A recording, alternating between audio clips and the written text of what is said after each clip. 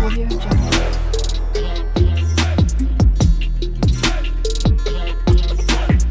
Audio Jungle.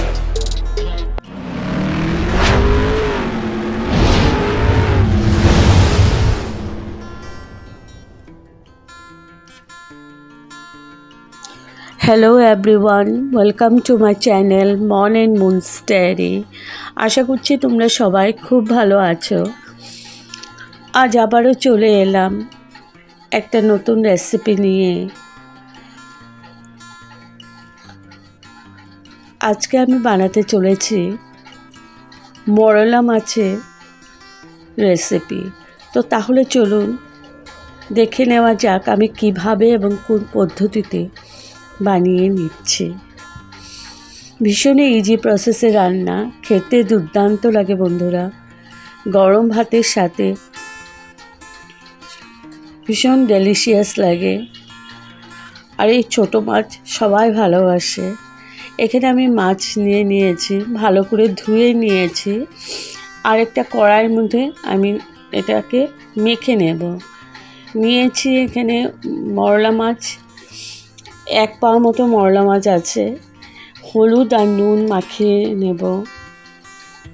হলুদ দিয়ে দিয়েছি আর নুন দিয়ে দিয়েছি পরিমাণ মতো, আর দিয়ে দিলাম সর্ষের তেল। এবার ভালো করে মাখিয়ে নিয়েছি। এই মাছগুলো ভাজার প্রসেস হলো এইরকমভাবে। আমি কড়াইয়ের মধ্যে প্রথমে মাখিয়ে কড়াইটা আমি বসিয়ে দিয়েছি। এখন একদম লো ফ্লেমে, একদম লো স্টিমে আমি মাছটাকে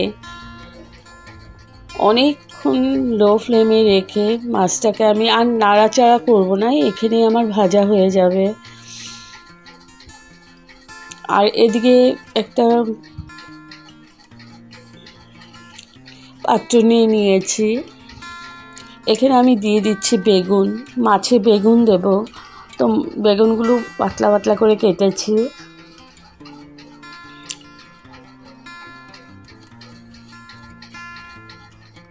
বেগুন নিয়েছি আর বেগুনগুলো ভালো করে ধুয়ে লম্বা করে কেটে নিয়েছি পাতলা পাতলা করে।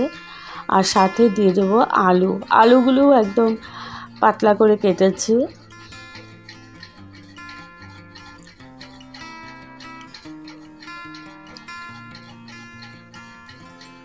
আর দিয়ে দিচ্ছি পেঁয়াজ কুচি। এখানে আমি 2টা মিডিয়াম সাইজের পেঁয়াজ কুচি করে নিয়েছি।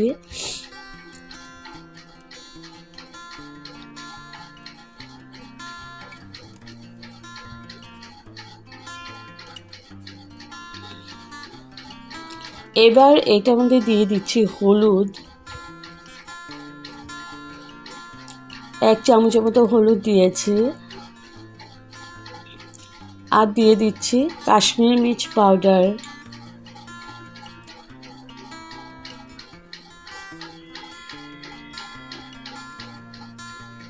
আর দিয়ে দেব পরিমাণ মতো নুন।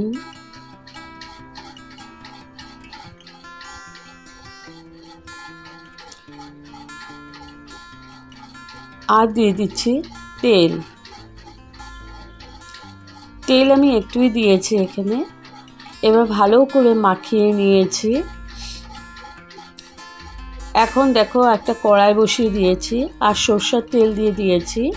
এই রান্নাটাতে তেলটা একটু বেশি পরিমাণেই লাগবে। দিয়ে দিয়েছি কালো জিরে ফোড়ন। কালো জিরেটা ভালো করে ভেজে নিচ্ছি। আর তোমরা চাইলে কাঁচা লঙ্কা চিরেও দিতে পারো। ওই যখন ওই সবজিগুলো মাখিয়ে রেখেছি ওখানে কাঁচা লঙ্কাও চিরে দিতে পারো।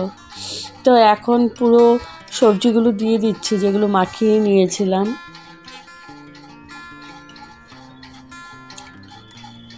এবার আমি মিডিয়াম টু লো ফ্লেমে এটাকে ভালো করে আমি নাড়াচাড়া করে আমি রান্না করে নেব, যাতে আলু আর বেগুনটা সেদ্ধ হয়ে যায়।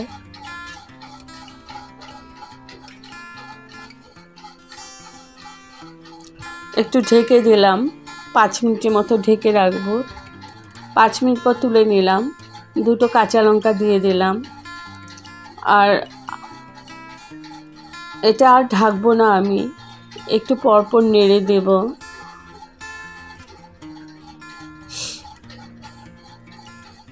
এই রান্নাটাতে আমি জল দেব না, একদম জল ছাড়াই হবে। আর ওইখানে যে মাছগুলো আমি কড়াইয়ের মধ্যে দিয়ে রেখেছিলাম, ওই মাছগুলো ঠান্ডা করে, কড়াইটা ঠান্ডা করে তারপর মাছগুলো তুলে নিচ্ছি। দেখো একটা মাছও ভাঙবে না আর নাড়াচাড়াও করবে না, ওরকমভাবেই দিয়ে রাখবে একদম লো স্টিমে। আর 10-15 মিনিট লো স্টিমে দিয়ে মাছগুলোকে এরকম করে ভেজে নেবে। নাড়াচাড়া না করে 10-15 মিনিট পরে গ্যাসটা অফ করে দেবে। তারপরে কড়াইটা ঠান্ডা হওয়ার পর তারপর আস্তে করে মাছগুলো তুলে, আমার এদিকে বেগুন আর আলুগুলো সেদ্ধ হয়ে গেছে, এখানে আমি মাছগুলো দিয়ে দিলাম ছড়িয়ে উপর থেকে, আর দিয়ে দিলাম ধনেপাতা কুচি।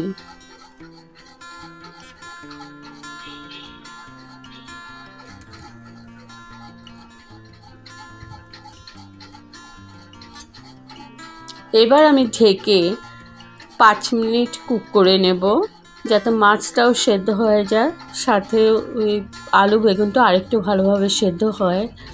তো 5 মিনিট পর তুলে নিলাম, আমার অলমোস্ট হয়ে গেছে।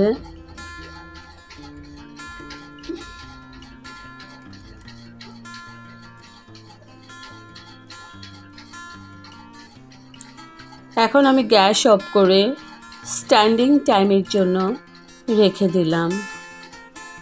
তো আমার রেডি টু সার্ভ মরলা মাছের রেসিপি, বা মরলা মাছের চচ্চড়িও বলতে পারো। যদি আপনাদের এই রেসিপিটা ভালো লেগে থাকে তবে like, share, comment and subscribe করতে ভুলবেন না। সাবস্ক্রাইব করার পর পাশে থাকা বেল বাটন অল প্রেস করে দেবেন। ভালো থাকবেন, সুস্থ থাকবেন।